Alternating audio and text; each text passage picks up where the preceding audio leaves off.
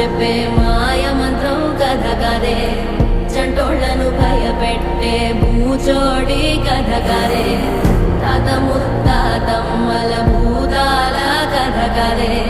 విక్రమాదిత్యుడు చెప్పిన వేదాళుడి కథ కదే, దీపము నుండి బియ్యం వచ్చే అల్లావుద్దీన్ కథ కదే, ఇది ముడత చర్మం ముసలి చెప్పే కథ లాంటి నిజమే.